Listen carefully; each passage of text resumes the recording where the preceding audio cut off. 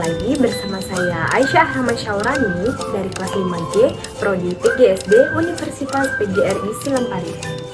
Baiklah, di pertemuan kali ini, pertemuan ketiga di mata kuliah pengembangan pembelajaran IPS di SD dengan dosen pengampu Bapak Tio Gusti Satria, Magister Pendidikan, saya akan menjelaskan materi mengenai kebutuhan pembelajaran IPS di SD pada muatan PPK di kurikulum 2013 dan P5 di kurikulum Merdeka.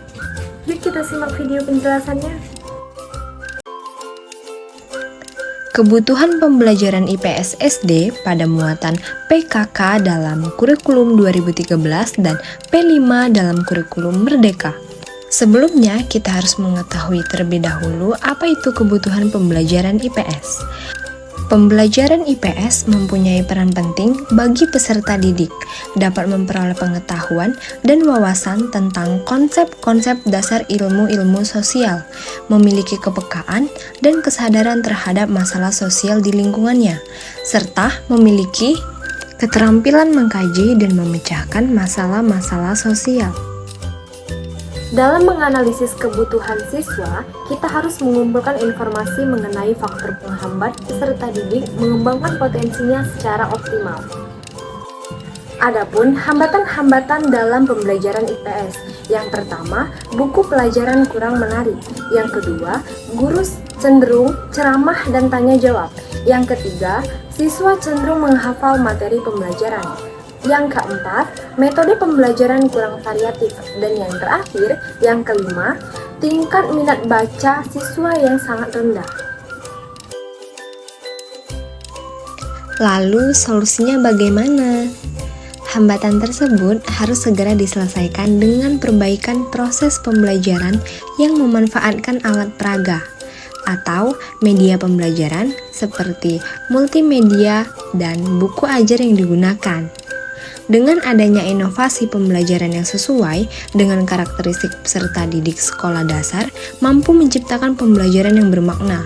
Salah satu inovasi yang dapat digunakan adalah penggunaan media yang berbasis multimedia interaktif.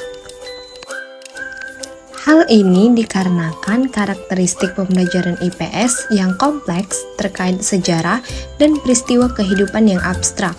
Jika dibelajarkan tanpa bantuan media yang mampu membawa materi abstrak menjadi konkret.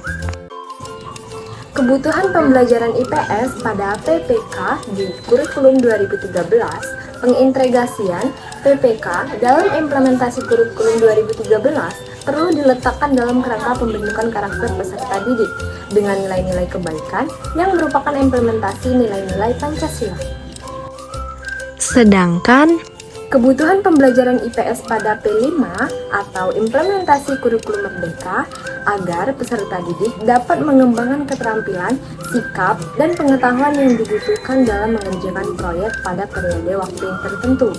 Dan yang kedua, melatih kemampuan pemecahan masalah dalam berbagai situasi belajar. Mengapa sih P5 itu penting bagi satuan pendidikan? Karena yang pertama, meningkatkan kualitas pembelajaran. Yang kedua, menyesuaikan dengan kebutuhan siswa. Yang ketiga, mendorong inovasi dalam pengajaran. Yang keempat, transparansi dan akuntabilitas. Dan yang terakhir, yang kelima, karena untuk menunjang pengambilan keputusan yang tepat. Nah teman-teman, itulah tadi penjelasan materi mengenai kebutuhan pembelajaran IPS di SD pada muatan PPK dan P5 dari saya. Lebih dan kurangnya saya mohon maaf. Saya akhiri. Wassalamualaikum warahmatullahi wabarakatuh.